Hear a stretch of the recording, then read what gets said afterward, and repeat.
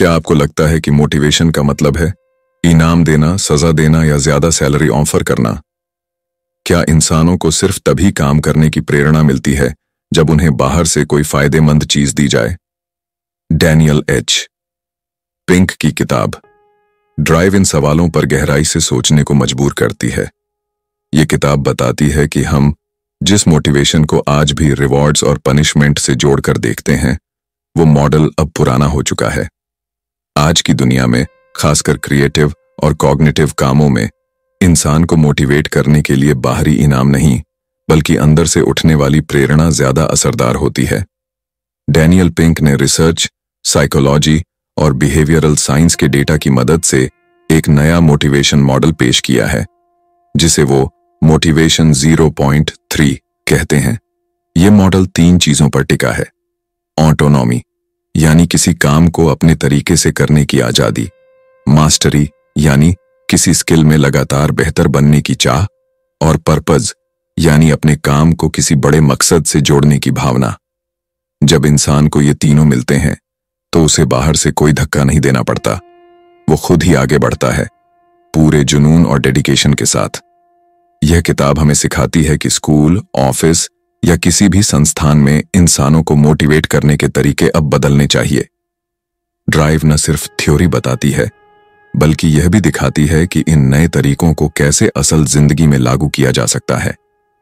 नमस्कार, आप सुन रहे हैं हिंदी ऑडियो बुक चैनल, एक ऐसी जगह जहां किताबों की बात सिर्फ किताबों तक सीमित नहीं रहती। हम मानते हैं कि नॉलेज का मतलब सिर्फ बड़े शहरों की लाइब्रेरी या अंग्रेजी किताबों की दुकान नहीं होता। हम उस आवाज को लाना चाहते हैं जो भारत के हर कोने, हर छोटे शहर, कस्बे और गांव तक पहुंचे। हमारे चैनल पर जब आप किसी किताब को सुनते हैं, तो हम चाहते हैं कि वो शब्द आपके अंदर कुछ जगह दें। कोई सवाल, कोई सोच, कोई बदलाव। चाहे आप नागपुर की मेट्रो में हों, पंजाब के किसी गांव में खेतों की मेड़ पर चल रहे हों, या राजस्थान की दोपहर में पेड़ के नीचे बैठे हों, हम चाहते हैं कि ये किताबें आपकी जिंदगी में वो रोशनी बने जो रास्ता दिखाए।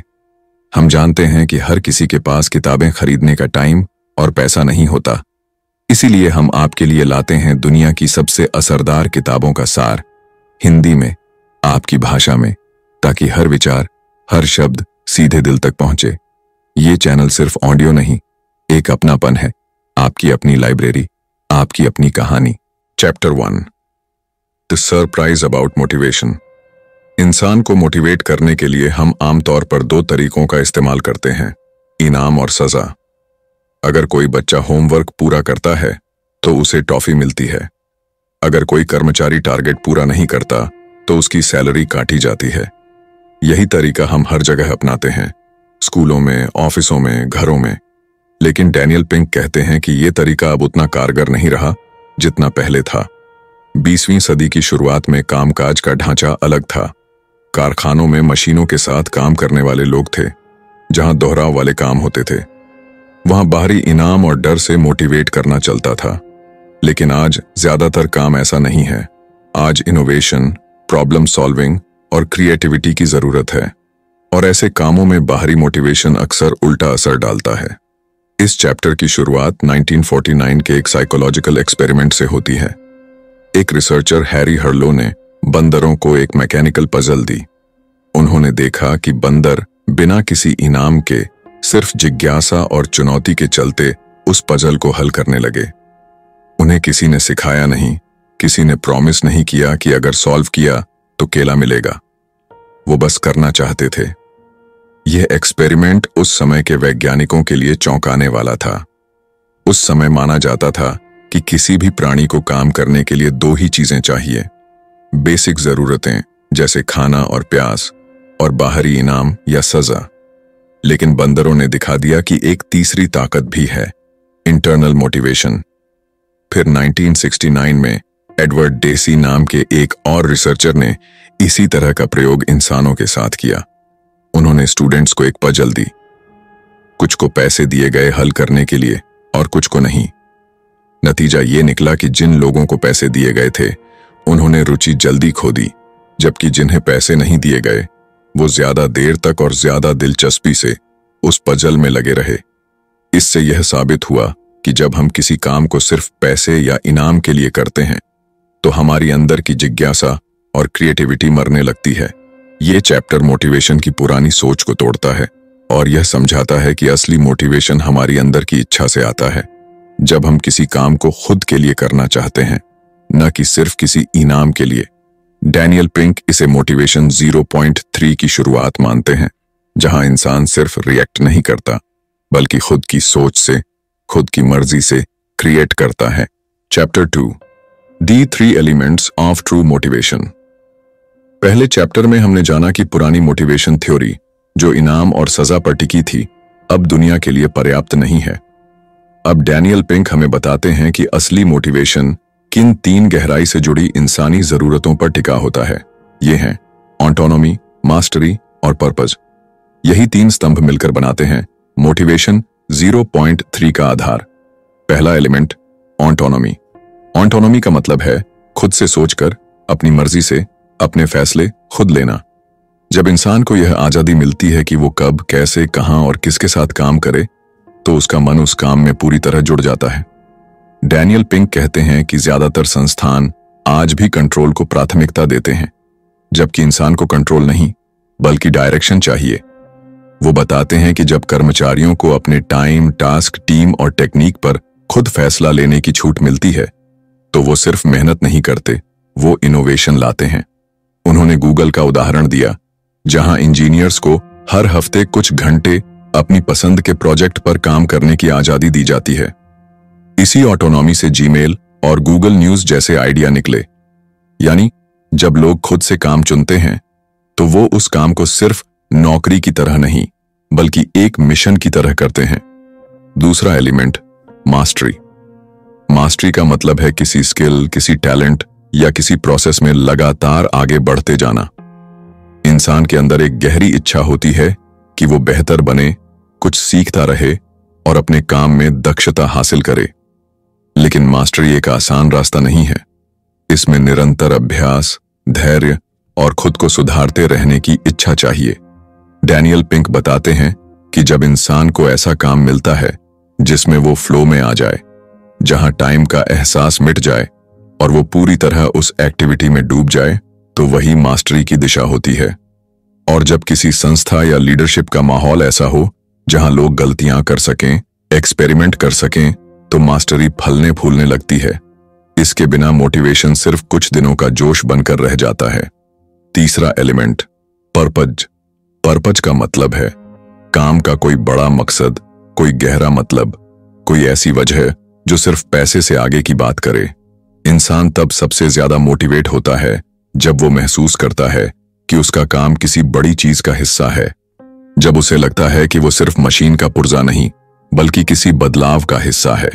डैनियल पिंक बताते हैं कि बहुत सी कंपनियां अपने कर्मचारियों से सिर्फ रिजल्ट की उम्मीद करती हैं, लेकिन अगर वो यह भी बताएं कि इस रिजल्ट से दुनिया में क्या फर्क पड़ेगा, तो कर्मचारियों की एनर्जी और लॉयल्टी दोनों बढ़ जाती है। उदाहरण के तौर पर, अगर कोई हेल्थ केयर कंपनी अपने स्टाफ को सिर्फ टारगेट्स के बारे में बताए तो मोटिवेशन सीमित रहेगा। लेकिन अगर वो यह भी बताए कि उनके काम से हजारों लोगों की जिंदगी बेहतर हो रही है, तो वही काम एक मिशन बन जाता है। यह चैप्टर दिखाता है कि असली मोटिवेशन बाहर से नहीं, भीतर से आता है। जब हमें अपने काम में कंट्रोल मिले, ऑटोनॉमी, जब हम लगातार बेहतर बनने की कोशिश करें, मास्टरी, और जब हम महसूस करें कि हमारे काम का कोई बड़ा मकसद है, पर्पज। यही 3 स्तंभ इंसान को सिर्फ काम करने वाला नहीं, कुछ बड़ा और सार्थक करने वाला बना देते हैं। चैप्टर 3, दी ऑटोनॉमी ट्रैप। इस चैप्टर में डैनियल पिंक मोटिवेशन के पहले स्तंभ ऑटोनॉमी को गहराई से समझाते हैं। वो कहते हैं कि ऑटोनॉमी का मतलब सिर्फ आजादी देना नहीं है, बल्कि ऐसी आजादी देना है जो जिम्मेदारी और उद्देश्य के साथ जुड़ी हो। ज्यादातर लोग सोचते हैं कि अगर कर्मचारियों को छूट दे दी गई तो वे काम करना बंद कर देंगे या दिशाहीन हो जाएंगे। लेकिन रिसर्च और रियल वर्ल्ड के अनुभव ये दिखाते हैं कि जब किसी को खुद पर भरोसा दिया जाता है तो वो और ज्यादा ईमानदारी और आत्मनियंत्रण के साथ काम करता है। डैनियल पिंक बताते हैं कि ऑटोनॉमी के 4 मुख्य आयाम होते हैं। टाइम, यानी व्यक्ति को यह तय करने की छूट हो कि वो कब काम करेगा। टास्क यानी वो क्या काम करेगा और किस प्रोजेक्ट पर काम करेगा। टीम यानी वो किसके साथ काम करेगा। टेक्निक यानी वो किस तरीके से काम को अंजाम देगा। इस चैप्टर में एक प्रसिद्ध उदाहरण आता है रोआबी रिजल्ट्स ओनली वर्क एनवायरनमेंट का। इसमें कर्मचारियों को ऑफिस आने या जाने का समय निर्धारित नहीं किया गया। उन्हें पूरी छूट दी गई कि वो कब, कहां और कैसे काम करें, जब तक कि वो अपना रिजल्ट समय पर और गुणवत्ता के साथ दे सकें। कई कंपनियों में इस मॉडल को अपनाया गया और देखा गया कि कर्मचारियों की प्रोडक्टिविटी, क्रिएटिविटी और सेटिस्फैक्शन तीनों में जबरदस्त बढ़ोतरी हुई। लेकिन डैनियल यह भी बताते हैं कि ऑटोनॉमी एक ऐसी चीज है जिसे लागू करना आसान नहीं होता। ज्यादातर मैनेजमेंट सिस्टम्स पुराने कंट्रोल एंड कमांड मोड में फंसे हुए हैं। वहां लीडरशिप का मतलब होता है आदेश देना और निगरानी रखना। लेकिन सच्चे लीडर वो होते हैं जो अपने लोगों पर भरोसा करते हैं, उन्हें फैसले लेने की आजादी देते हैं और गलतियां करने की गुंजाइश भी छोड़ते हैं। इस चैप्टर में एक और दिलचस्प उदाहरण आता है एटलासियन कंपनी का। ये एक सॉफ्टवेयर कंपनी है जहां डेवलपर्स को साल में कुछ बार 24 घंटे का फ्री टाइम दिया जाता है, जिसे वे अपनी पसंद के किसी भी प्रोजेक्ट पर लगा सकते हैं। इस दौरान उन्हें बस एक ही बात का ध्यान रखना होता है, 24 घंटे बाद उस प्रोजेक्ट का डेमो देना है। इस प्रयोग से न केवल कई इनोवेटिव आइडिया सामने आए, बल्कि टीम के मनोबल में भी जबरदस्त इजाफा हुआ। डैनियल पिंक समझाते हैं कि ऑटोनॉमी देने का मतलब अराजकता फैलाना नहीं है। यह एक स्ट्रक्चर्ड फ्रीडम है जहां लोग अपने फैसलों के लिए जिम्मेदार भी होते हैं और प्रेरित भी।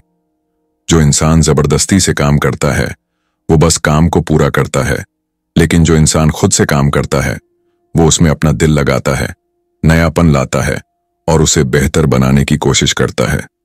यह चैप्टर ये साफ करता है कि आज के दौर में जहां हर काम में रचनात्मकता, लचीलापन और तेज फैसले जरूरी हैं, वहां ऑटोनॉमी सिर्फ एक सुविधा नहीं बल्कि एक जरूरत है।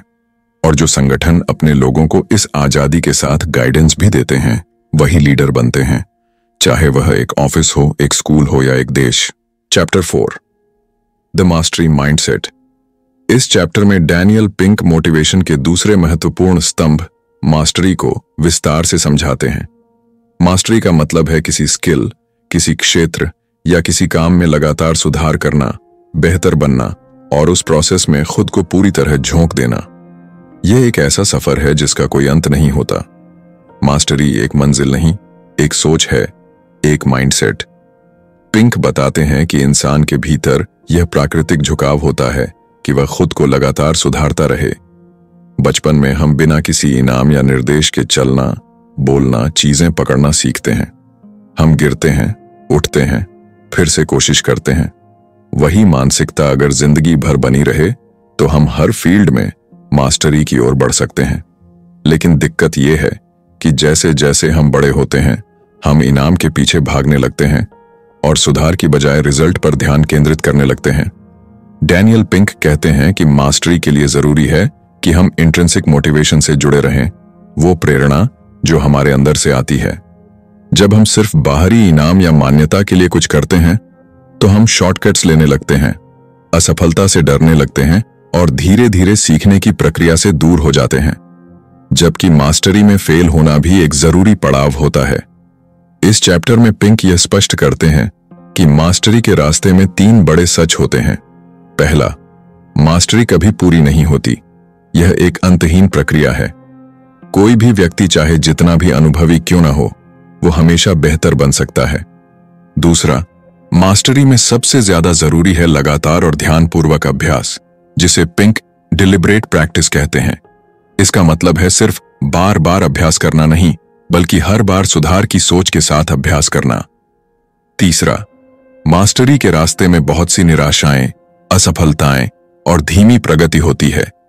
इसे पिंक पेनफुल जर्नी कहते हैं, क्योंकि यह रास्ता आसान नहीं होता, लेकिन बहुत गहरा और संतोष देने वाला होता है। चैप्टर में एक उल्लेखनीय उदाहरण आता है यो-यो मा का, दुनिया के सबसे प्रसिद्ध सीलो वादकों में से एक। वो हर दिन घंटों अभ्यास करते हैं, जबकि वो पहले से ही एक लीजेंड माने जाते हैं। उनका मानना है कि कि संगीत में हमेशा कुछ नया जानने और सीखने की गुंजाइश होती है। यही मास्टरी का असली स्वरूप है, संतोष नहीं बल्कि निरंतर जिज्ञासा। पिंक यह भी बताते हैं कि मास्टरी तभी संभव है जब संगठन और समाज ऐसी मानसिकता को बढ़ावा दें। अगर स्कूल सिर्फ ग्रेड्स और ऑफिस सिर्फ रिजल्ट्स पर ध्यान देगा तो लोग सीखने से डरने लगेंगे।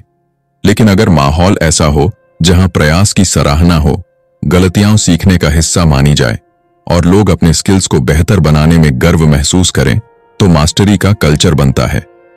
यह चैप्टर हमें यह समझाता है कि मोटिवेशन का असली ईंधन वही लोग रखते हैं जो हर दिन कुछ नया सीखना चाहते हैं, जो खुद को लगातार चुनौती देते हैं और जो इस बात से नहीं डरते कि उन्हें अभी बहुत कुछ सीखना बाकी है। मास्टरी वही लोग हासिल करते हैं जो सीखने की प्रक्रिया को पसंद करने लगते हैं और उनके लिए हर असफलता एक नया सबक बन जाती है। चैप्टर 5, पर्पज का पावर। इस चैप्टर में डैनियल पिंक मोटिवेशन के तीसरे और सबसे गहरे स्तंभ पर्पज को विस्तार से समझाते हैं। पर्पज यानी उद्देश्य, मकसद, मीनिंग। इंसान सिर्फ पैसे कमाने या प्रमोशन पाने के लिए काम नहीं करता, वो तब सबसे ज्यादा मोटिवेट होता है जब उसे लगता है कि उसका काम किसी बड़े लक्ष्य से जुड़ा है। जब किसी काम में सिर्फ मेहनताना नहीं बल्कि मोल होता है तो वही काम मिशन बन जाता है। पिंक बताते हैं कि आज की दुनिया में ज्यादातर लोग सैलरी तो कमा रहे हैं, लेकिन उन्हें अपने काम में कोई गहराई नहीं महसूस होती। वो ऑफिस जाते हैं, टास्क पूरे करते हैं, लेकिन अंदर से जुड़ाव नहीं बन पाते। इसकी वजह है पर्पज की कमी। अगर किसी को यह महसूस हो जाए कि उसका काम किसी दूसरे इंसान की जिंदगी को बेहतर बना रहा है, किसी समाज को आगे बढ़ा रहा है, किसी आने वाले कल को सुंदर बना रहा है, तो वह इंसान उस काम को और गहराई से करेगा और बिना बाहरी मोटिवेशन के खुद से जुड़कर काम करेगा। इस चैप्टर में एक दिलचस्प उदाहरण आता है टॉम्स शूज कंपनी का। यह एक ऐसी कंपनी है जो हर बार जब कोई ग्राहक उनके शूज खरीदता है तो एक जोड़ी जूते किसी जरूरतमंद को डोनेट करती है। यह मॉडल सिर्फ व्यापार नहीं है, यह एक मकसद है। इस विचार ने ग्राहकों को भी ब्रांड से जोड़ दिया और कर्मचारियों को भी एक गर्व की भावना दी। पिंक कहते हैं कि पर्पज दो तरह का होता है, प्रॉफिट पर्पज और पब्लिक पर्पज। प्रॉफिट पर्पज वो होता है जब कोई व्यक्ति या संस्था अपने फायदे के लिए काम करती है, लेकिन अगर उसमें नैतिकता, सेवा या दीर्घकालिक सोच जुड़ी हो तो वह भी अर्थपूर्ण बन सकता है। पब्लिक पर्पज वो होता है जो समाज, पर्यावरण, मानवता या भविष्य को बेहतर बनाने के लिए होता है। जब ये दोनों एक साथ चलते हैं तो मोटिवेशन सिर्फ तेज नहीं बल्कि टिकाऊ बनता है। इस चैप्टर में डैनियल पिंक ये भी बताते हैं कि अगर ऑफिस, स्कूल या संस्था अपने लोगों को उनके काम का मतलब नहीं समझाए तो लोग बस एक मशीन की तरह काम करते हैं। लेकिन अगर लीडरशिप यह दिखा दे कि तुम्हारा काम किसी की जिंदगी में फर्क ला रहा है तो कर्मचारी सिर्फ काम नहीं करेगा, वो योगदान देगा। पिंक एक और उदाहरण देते हैं जॉन्स हॉपकिंस हॉस्पिटल का। वहां एक सफाई कर्मचारी से पूछा गया कि वह क्या करता है तो उसने कहा, मैं मरीजों की जान बचाने में मदद करता हूं। यह जवाब इसलिए आया क्योंकि उस संस्था ने हर कर्मचारी को यह महसूस कराया कि उसका रोल कितना अहम है। यह चैप्टर समझाता है कि पर्पज इंसान की आत्मा से जुड़ा होता है। जब हम महसूस करते हैं कि हम किसी बड़ी कहानी का हिस्सा हैं, तो हम हर चुनौती का सामना कर सकते हैं। पर्पज हमें सिर्फ प्रेरणा नहीं देता, वो हमें स्थिरता, शक्ति और पहचान देता है। और यही आज के मोटिवेशन मॉडल की सबसे बड़ी जरूरत है। डैनियल पिंक कहते हैं कि अगर हम अपने बच्चों, कर्मचारियों और खुद को सिर्फ पैसे या इनाम के दम पर आगे बढ़ाएंगे तो रास्ता छोटा होगा। लेकिन अगर हम सबको उनके काम का मकसद समझा दें तो वे न सिर्फ खुद को बदलेंगे बल्कि इस दुनिया में भी फर्क लाएंगे। यही है पर्पज का असली power. Chapter 6, the golden rules for creating motivation. इस चैप्टर में डैनियल पिंक हमें यह समझाते हैं कि कैसे हम जिंदगी के अलग अलग क्षेत्रों जैसे कि स्कूल, ऑफिस, संस्था और घर में ऑटोनॉमी, मास्टरी और पर्पज को अपनाकर सच्चे और टिकाऊ मोटिवेशन का माहौल बना सकते हैं। यह चैप्टर एक तरह से व्यवहारिक गाइड है जो बताता है कि मोटिवेशन 0.3 को कैसे असल जिंदगी में लागू किया जा सकता है। पिंक इस अध्याय में बताते हैं कि ज्यादातर सिस्टम्स आज भी आउटडेटेड हैं। स्कूलों में बच्चों से कहा जाता है कि अच्छे नंबर लाओ तभी पुरस्कार मिलेगा। ऑफिस में कर्मचारियों को टारगेट पूरे करने पर बोनस दिया जाता है, लेकिन इस प्रक्रिया में सबसे बड़ी चीज गायब होती है, सीखने का आनंद, काम से जुड़ाव और गहराई से सोचने की आजादी। यही वजह है कि ज्यादातर लोग बोरियत, तनाव और थकावट का शिकार होते जा रहे हैं। डैनियल पिंक कहते हैं कि अगर हम सच्चे मोटिवेशन को जगाना चाहते हैं तो हमें कुछ गोल्डन रूल्स को अपनाना होगा। पहला नियम, कंट्रोल की बजाय कनेक्शन। किसी को काम पर मजबूर करने की बजाय उसके साथ जुड़िए, उसे यह महसूस कराइए कि उसका काम मायने रखता है। जब लोग महसूस करते हैं कि उनकी आवाज सुनी जाती है और उन्हें फैसले लेने की इजाजत है, तो वे काम में ज्यादा रुचि लेने लगते हैं। दूसरा नियम, इनाम की जगह उद्देश्य। अगर हम किसी को सिर्फ इनाम के लिए मोटिवेट करेंगे तो उसका ध्यान सिर्फ उस इनाम तक सीमित रहेगा, लेकिन अगर हम उसे ये समझा दें कि वो जो कर रहा है उसका कोई बड़ा मकसद है, तो वह बिना इनाम के भी पूरी लगन से काम करेगा। यह नियम खासकर छात्रों और युवा कर्मचारियों के लिए बहुत अहम है। तीसरा नियम, सीखने को केंद्र में लाना। मास्टरी तब आती है जब व्यक्ति लगातार सीखता रहे, एक्सपेरिमेंट करे और गलतियों से न डरे। इसलिए जरूरी है कि हम एक ऐसा माहौल बनाएं जहां लोग सिर्फ रिजल्ट पर नहीं बल्कि प्रक्रिया पर ध्यान दें। यह स्कूलों में और वर्कप्लेस में सबसे ज्यादा लागू होता है। चौथा नियम, ऑटोनॉमी को छोटा छोटा लागू करें। हर संस्था एकदम से पूरी आजादी नहीं दे सकती, लेकिन छोटे छोटे निर्णय लेने का हक देकर भी शुरुआत की जा सकती है। उदाहरण के लिए, ऑफिस में कर्मचारियों को हफ्ते में एक दिन अपनी पसंद का प्रोजेक्ट चुनने का विकल्प देना, या स्कूल में बच्चों को अपने लर्निंग मेथड्स तय करने की छूट देना। पांचवा नियम, संवाद और फीडबैक को प्रोत्साहित करें। सिर्फ वार्षिक परफॉर्मेंस रिपोर्ट से काम नहीं चलता। लगातार संवाद और पॉजिटिव फीडबैक से लोग यह जान पाते हैं कि वे कहां सुधार कर सकते हैं और कहां वे अच्छा कर रहे हैं। इससे मास्टरी की दिशा में आत्मविश्वास बढ़ता है। पिंक बताते हैं कि आज की दुनिया को मैनेजमेंट से ज्यादा मोटिवेशन लीडरशिप की जरूरत है। हमें ऐसे लीडर्स चाहिए जो आदेश नहीं, भरोसा देते हैं, जो प्रक्रिया को कंट्रोल नहीं करते बल्कि लोगों को दिशा देते हैं। इस चैप्टर में एक और दिलचस्प उदाहरण आता है, फेडेक्स डेज का। यह एक कॉन्सेप्ट है जिसमें कर्मचारी को 24 घंटे के लिए पूरी आजादी दी जाती है कि वह जिस चीज पर चाहे काम करे और फिर अगले दिन उसका प्रेजेंटेशन दे। यह आइडिया असल में ऐसा माहौल तैयार करता है जहां ऑटोनॉमी, मास्टरी और पर्पज तीनों को जिया जा सकता है। अंत में डैनियल पिंक यह साफ करते हैं कि मोटिवेशन कोई जादू नहीं है, यह इंसानी स्वभाव की गहराई से जुड़ा एक विज्ञान है।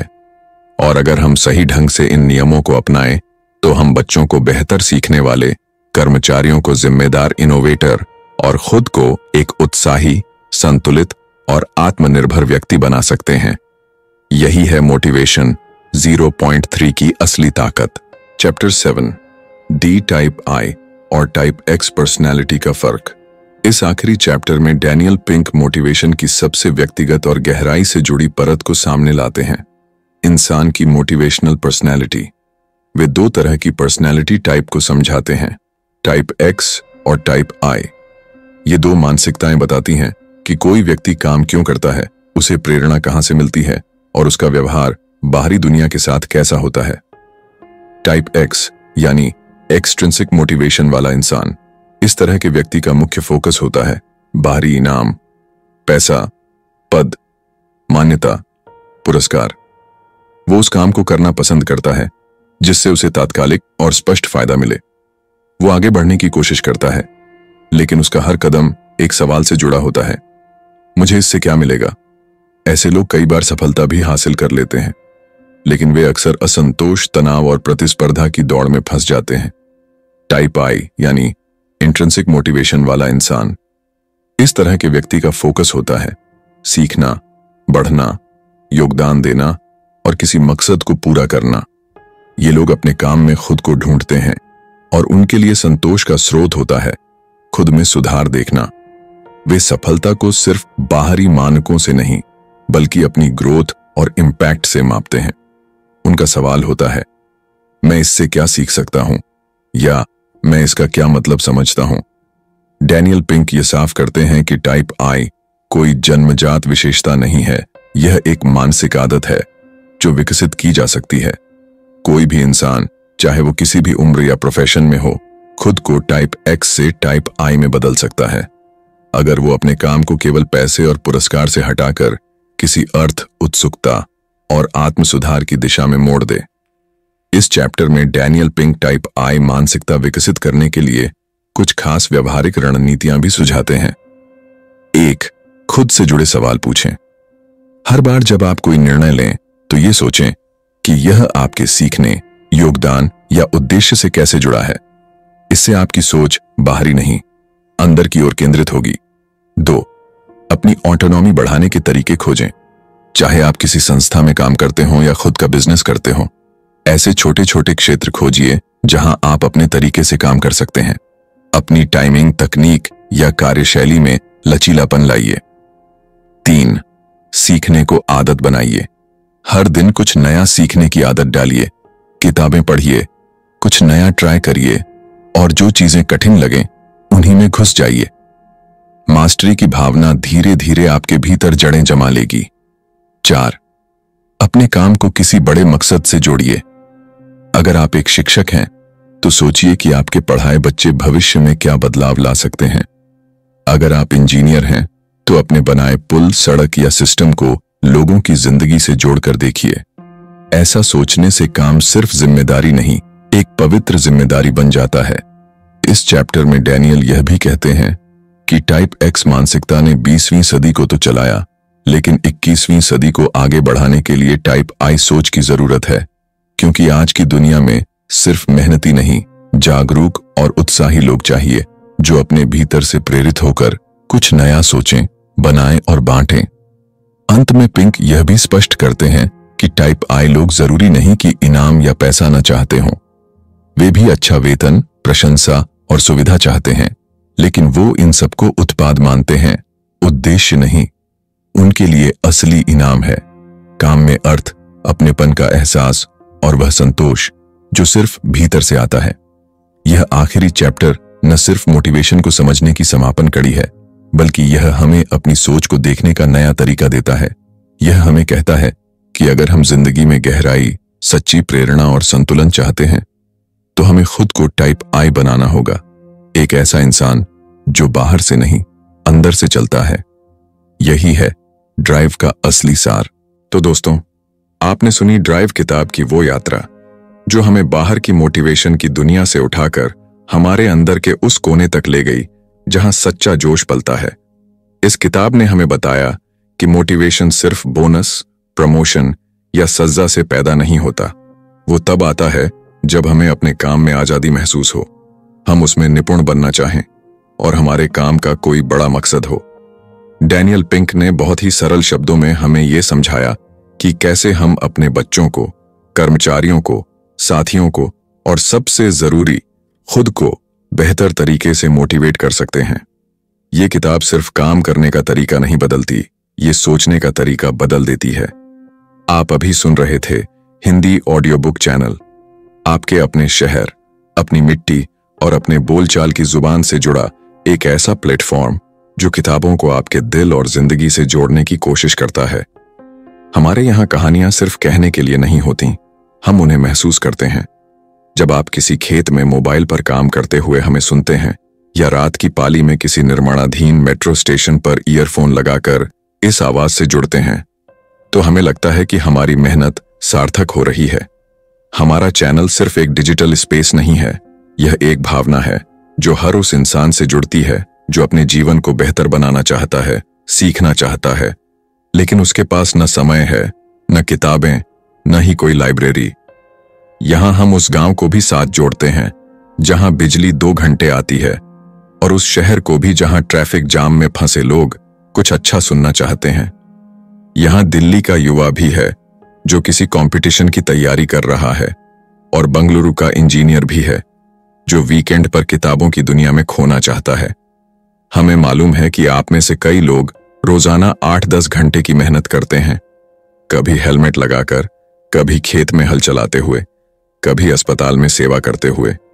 आप थकते हैं, लेकिन सीखना नहीं छोड़ते। हम आपका वो साथी बनना चाहते हैं जो हर दिन आपको कुछ नया सोचने के लिए दे, जो आपकी यात्रा में थोड़ी रोशनी की तरह हो। ये चैनल उन सबके लिए है जो किताबों को सिर्फ शौक नहीं, जरूरत मानते हैं। यहाँ हर आवाज में एक अपनापन है, हर शब्द में एक दोस्ती है और हर किताब में एक नया रास्ता। तो अगली बार जब आप कोई किताब सुने तो उसे सिर्फ ज्ञान की तरह न लें, उसे ऐसे सुने जैसे कोई अपनी जिंदगी के अनुभव बांट रहा हो। और अगर यह कहानी आपको थोड़ी भी अच्छी लगी हो तो इसे अपने किसी साथी, भाई, बहन या दोस्त के साथ जरूर बांटिए, क्योंकि कौन जाने आज उसे भी किसी शब्द की, किसी सोच की या किसी नई शुरुआत की जरूरत हो।